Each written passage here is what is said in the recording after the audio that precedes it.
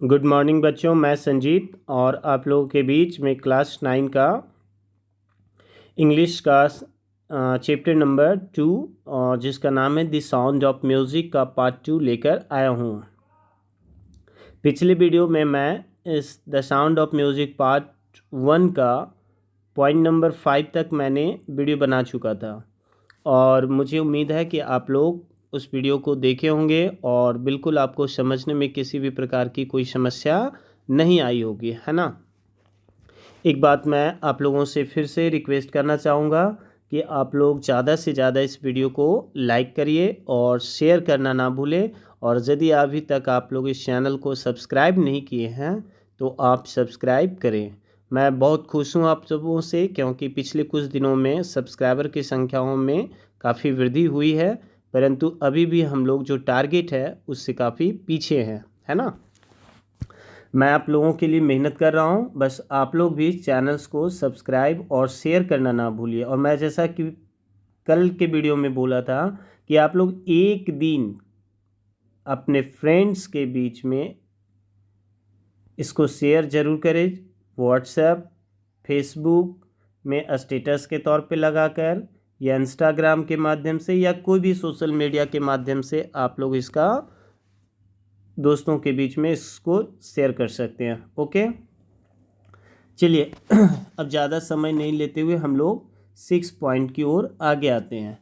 देखिए, हम लोग कल 5 पार्ट तक देखे थे, जिसमें एवलिन ग्लेनी का स्टोरी हम लोग पढ़ते हैं कि वो एक छोटी सी लड़की रहती है और स्टार्टिंग में वो चीज़ों को सुन पाती है, लेकिन उसकी हेयरिंग कैपेसिटी जो रहती है वो धीरे धीरे लॉस होने स्टार्ट हो जाती है, ठीक है। लेकिन इसके बावजूद वो कभी भी हिम्मत हारती नहीं है और वो अपने जो लक्ष्य रहता है उसको किसी भी परिस्थिति में, किसी भी हाल में वो हासिल करने के लिए जी तोड़ मेहनत करती है। और इस राह में उनको मदद कौन करते हैं, तो उनके जो ड्रम परकशनिस्ट रहते हैं वो इनके पोटेंशियल को पहचान जाते हैं। और सबसे पहले मैं बताया था कि वो 2 ड्रम को क्या करते हैं, डिफरेंट डिफरेंट नोट्स में प्ले करते हैं और इनसे वो कहते हैं कि तुम अपने कान के द्वारा ना, बल्कि बॉडी के अलग अलग पार्ट से इसके लय को, इसके नोट्स को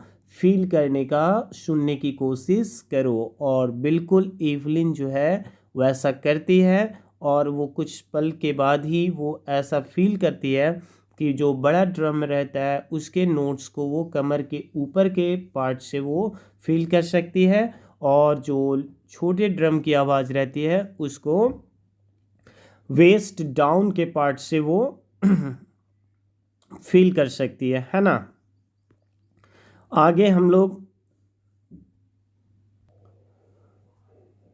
हम लोग देखते हैं कि एवलिन ग्लैनी जो है उस royal academy of music London में जो इंस्टीट्यूट रहता है वहाँ के जो टॉप मोस्ट अवार्ड्स रहते हैं उसको वो कैप्चर करने में सफल हो जाती है और फाइनली वो थाउजेंड्स ऑफ इंस्ट्रूमेंट्स को बजाने में महारत हासिल कर लेती है और अब वो बिल्कुल इंटरनेशनली हो जाती है और उसका जो स्केड्यूल है वो काफ़ी अब हैक्टिक बन चुका है। ओके, चलिए 6 नंबर से अब देखते हैं। लिख रहा है कि it is intriguing to watch Evelyn function so effortlessly without hearing.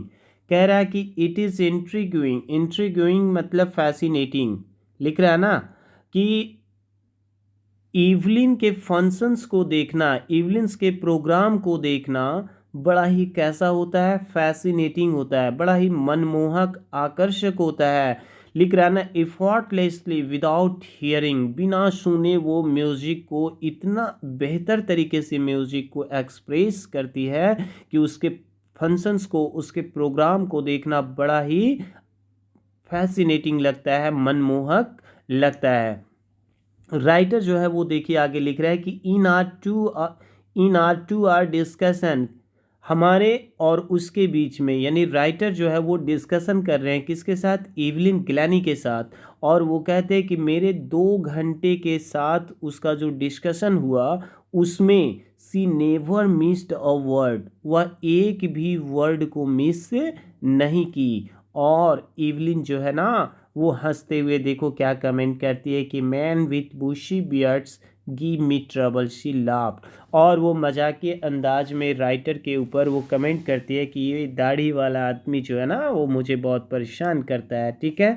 लेकिन एक्चुअली में वो ऐसा मजाक के अंदाज में कह रही है, ऐसा वाकई में नहीं है कि वो राइटर जो है वो इवलिन ग्लैनी के साथ जब 2 घंटे डिस्कशन करते हैं तो वो उसको किसी भी तरह से परेशान करते हैं या उसको ट्रबल देते हैं।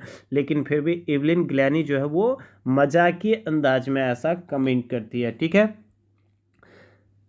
लिख रहा है इट इज। नेक्स्ट पेज में आएंगे आप लोग।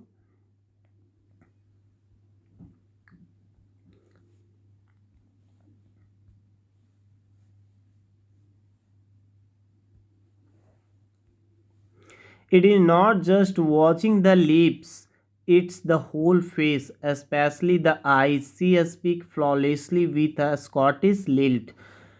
अब यहाँ पे एक सवाल आप लोगों के मन में भी आ रहा होगा कि जब इवलिन ग्लेनी जो है वो आवाज़ को किसी की बातों को सुन नहीं सकती है तो फिर वो इतना बेहतर तरीके से लोगों के सवालों को जवाब कैसे दे पाती है। तो देखिए वो कहती है कि not just watching the lips, कि वह न लोगों को केवल लिप्स के मूवमेंट को देखती है बल्कि इट्स द होल फेस, बल्कि लोगों के पूरे फेस को पकड़ती है। स्पेशली द आइज, खास करके किस चीज़ को गौर करती है, आइज को, है ना। और इन्हीं भाव भंगिमा से वो लोगों के फेस के एक्सप्रेशन से वह समझ जाती है कि अगला जो है वो कौन सा वर्ड बोल रहा है, कौन सा सेंटेंस बोल रहा है, यानी कि उसके साथ वो कौन सी बातें कर रहा है। और इसी वजह से सी स्पीक्स फ्लॉलेसली, मतलब बिल्कुल धारा प्रवाह बोलती है, विथ अ स्कॉटिश लिल्ट, किस उच्चारण के साथ, स्कॉटिश, स्कॉटलैंड का प्रोनाउंसिएशन उसके जबान पे रहती है ना।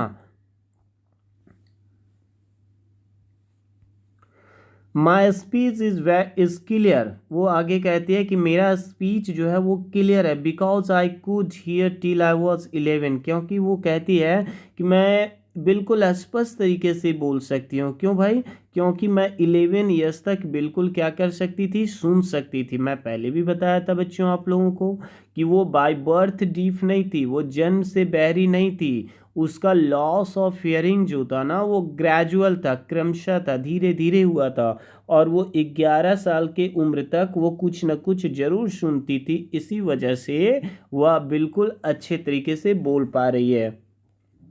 But that doesn't explain how she managed to learn French and master basic Japanese. लेकिन वह ये इस बात का एक्सप्लेन नहीं करती है कि वो कैसे फर्दर फ्यूचर में फ्रेंच भाषा को और मास्टर बेसिक जापानीज भाषा को बोलने के लिए सीखती है ना। हालांकि वो तो अब स्कॉटलैंड की रहती है तो 11 ईयर्स तक तो वो स्कॉटलैंड के जो स्कॉटिश लैंग्वेज है उसको वो जानती है, लेकिन बाद में वो फ्रेंच लैंग्वेज और मास्टर बेसिक जापानीज लैंग्वेज पे भी अपना बहुत अच्छा कमांड कर लेती है ना। लेकिन वो कैसे ऐसा कर पाती है इस चीज़ का वो जिक्र नहीं करती है, ठीक है। चलिए 7 नंबर पॉइंट में हम लोग देखते हैं, ये आंसर में भी काम आएगा। एज फॉर म्यूजिक, अब देखो वो म्यूजिक के बारे में बात करती है कि as for music she explain, वह वर्णन करती है कि it pours in through every part of my body, कि संगीत जो है ना वो मेरे शरीर के हर पार्ट में बसा हुआ है। यानी म्यूजिक जो है वो मेरे शरीर के रग रग में बसा हुआ है। इट टिंगल्स इन द स्किन, है ना, टिंगल्स इन द स्किन मतलब मेरे स्किन के जो सूक्ष्म छिद्र हैं उन सबों में भी जो है ये म्यूजिक जो है वो बसता है। माई चीक बोन्स, मेरे चीक बोन्स में, and even in my hair, और यहाँ तक कि मेरे हेयर में भी जो है वो म्यूजिक बसा हुआ है। When she plays the xylophone, और जब वो जाइलोफोन को बजाती है ना, याद है ना पिछले क्लास में मैं जाइलोफोन के बारे में बतलाया भी था ना, आपके बुक में उसके इमेज भी दिए हुए हैं, आप लोग देख सकते हो कि जाइलोफोन क्या होता है। देखिए वो आगे लिख रही है कि when she plays the xylophone, कि जब वो जाइलोफोन प्ले करती है, she can sense the sound, तो वो उसके साउंड को अनुमान लगा सकती है। कैसे, passing up the stick into finger tips, मतलब कि जो स्टिक को पकड़ के फिंगर से वो उस चाइलोफोन को बजाती है, तो उसी का स्टिक से होते हुए वाइब्रेशन उसके फिंगर्स में और उसके बॉडी में जाता है, और उसी से वो सेंस लगा लेती है कि म्यूज़िक कैसा आ रहा है। और वो क्या करती है, बाय लीनिंग अगेंस्ट, लीन मतलब झुकना, लीन मतलब झुकना, अगेंस्ट द ड्रम, और वो ड्रम की ओर झुक जाती है। इस वजह से क्या होता है, she can feel the resonance flowing into her body, और इसी वजह से जब वो ड्रम की ओर झुकी हुई रहती है तो ड्रम और ड्रम को जब वो बजाती है तो उससे जो साउंड निकलता है उसका रेजोनेंस, रेजोनेंस मतलब इको, इको मतलब प्रतिध्वनि जो है उसके बॉडी में प्रवेश करती है और वो समझ जाती है कि म्यूजिक कैसा आ रहा है। और वो क्या करती है, बेटर फील करने के लिए, म्यूजिक को और अच्छे तरीके से सेंस करने के लिए, अनुमान लगाने के लिए वो क्या करती है, ऑन अ वुडन प्लेटफॉर्म, कि वो एक लकड़ी के प्लेटफॉर्म पे चढ़ जाती है। सी रिमूव्स हर शूज, और अपने शूज को वह खोल लेती है, show that vibration pass through her bare feet and up her legs, ठीक है। और वो क्या करती है कि जब वो जाइलोफोन को बजाती है या ड्रम को बजाती है तो वो उसके पहले क्या करती है, तो एक लकड़ी के प्लेटफॉर्म पे चढ़ जाती है बच्चों, और वह रिमूव कर लेती है किस चीज़ को, अपने शूज को, शो दैट, ताकि वाइब्रेशन पास थ्रू, ताकि उस साउंड का जो वाइब्रेशन है वो पास कर सके कहाँ पे, हर बेयर फीट, उसके नंगे पाँव से होते हुए, ऊपर लेग से होते हुए उसके हर्ट में पहुंच सके, और वह म्यूजिक को बेटर तरीके से फील कर सके। ओके,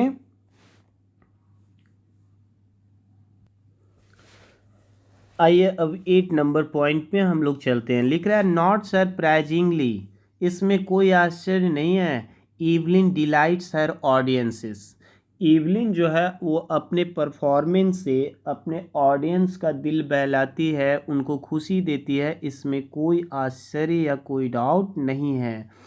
इन 1991 1991 में she was presented with the Royal Philharmonic Society prestigious Soloist of the Year Award।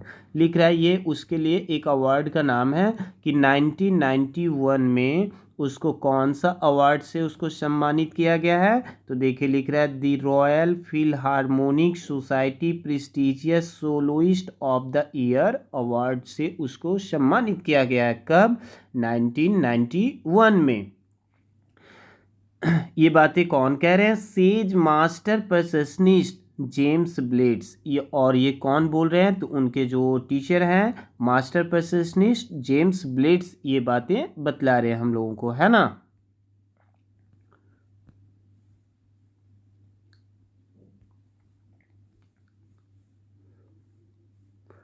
God may have taken her hearing, but he has given her back something extraordinary, है ना। और James blades क्या कहते हैं कि God जो है उसकी हियरिंग कैपेसिटी को अवश्य ही छीन लिए हैं, लेकिन he has given her back something extraordinary, लेकिन गॉड उसको बदले में कुछ असाधारण प्रतिभा दिए हैं। वॉट वी हियर, जो हम लोग सुनते हैं, she feels far more deeply than any of us, और इसी वजह से उसकी असाधारण प्रतिभा की वजह से जो म्यूज़िक को हम जिस प्रकार से सुनते हैं समझते हैं उससे बेटर तरीके से ज़्यादा डीपली वो म्यूज़िक को क्या करती है, हियर करती है ना।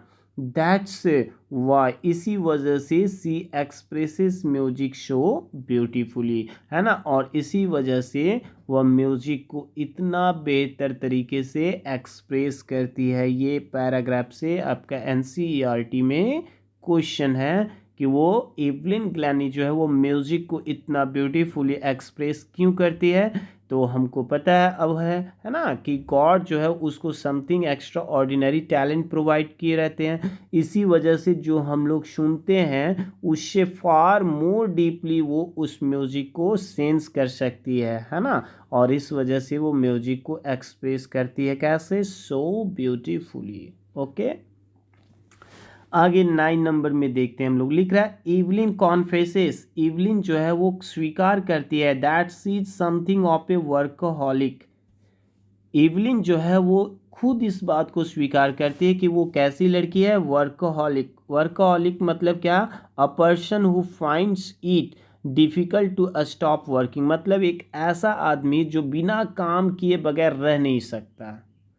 मतलब वो अपने आप को कैसा मानती है कि वो बहुत ही मेहनती है ना, और वो काम करने से कभी भागना नहीं चाहती है, वो ज़्यादा से ज़्यादा मेहनत करना चाहती है। ठीक है, आगे लिख रहा है I have just got to work, मुझे सिर्फ क्या करना है भाई, काम करना है। Often harder than classical musician, और मुझे क्लासिकल म्यूजिशियन से भी ज़्यादा मेहनत करना है। But the rewards are enormous, लेकिन जो उसको अवार्ड्स मिलते हैं वो बहुत बड़े बड़े अवार्ड मिलते हैं।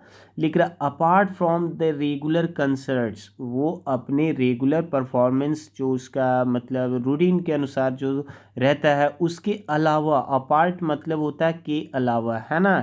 Evelyn also gives free concerts, Evelyn जो है वो साथ ही साथ क्या करते, देखिए सबसे पहले तो वो अपना जो उसका प्रोफेशनली जो प्रोग्राम्स रहते हैं उसको तो वो करती ही करती है, लेकिन साथ ही साथ वो क्या करती है, तो फ्री कंसर्ट्स देती है। कहाँ पे, प्रिजन्स में एंड हॉस्पिटल्स में।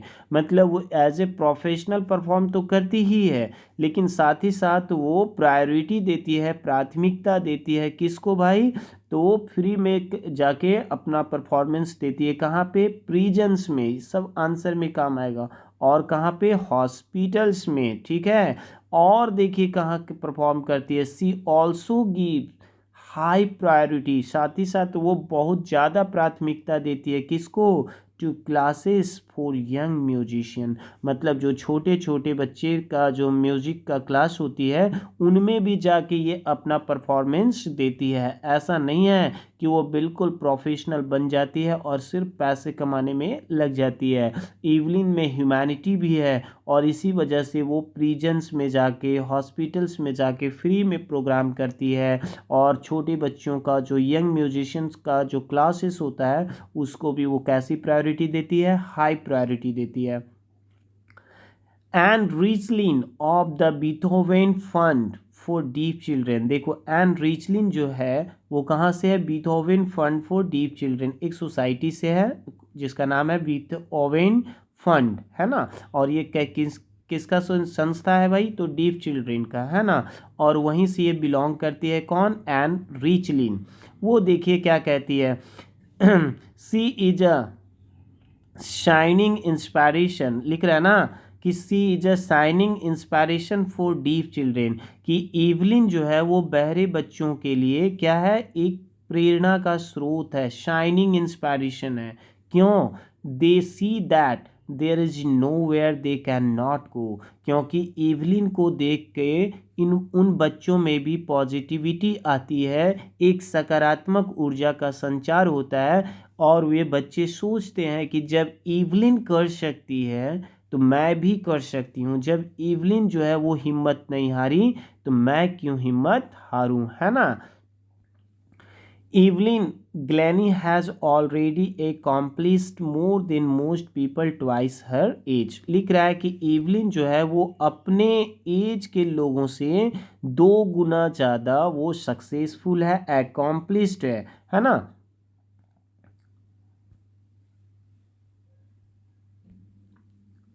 She has brought procession to the front of the orchestra, और वो इस processions को अपने मतलब जो ड्रम वादक का जो काम है उसको वो कहाँ पे लेके आती है, ऑर्केस्ट्रा पे, फ्रंट, ऑर्केस्ट्रा के फ्रंट लेवल पे आती है, लेकर आती है। And demonstrated that it can be very moving, और उसे वो और आगे तक लेके जाती है। सी हैज़ गिवन इंस्पायरेशन, और वो बहुत सारे लोगों को क्या देती है, प्रेरणा देती है। लिख रहा है ना, she has given inspiration to those, वैसे लोगों के लिए वो प्रेरणा का स्रोत बन जाती है हु आर हैंडीकैप्ड, जो कैसे हैं, हैंडीकैप्ड हैं। ठीक है।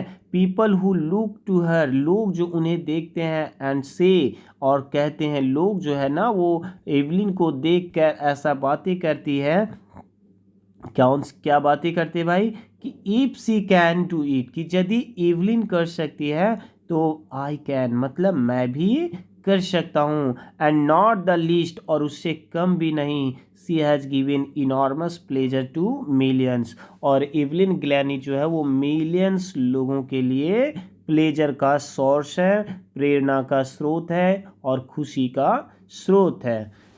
ठीक है बच्चों, तो ये आपका the sound of music part 1 जो इवलिन ग्लैनी के स्टोरी पे बेस्ड था वो बिल्कुल कंप्लीट हो गया है। और मुझे उम्मीद है कि आप लोग इस वीडियो को देख रहे होंगे अच्छे तरीके से, तो आपको बिल्कुल समझ में आया होगा। और इसके बाद भी यदि किन्हीं को कोई समस्या है तो आप लोग मुझसे सवाल कर सकते हो। ठीक है, थैंक यू।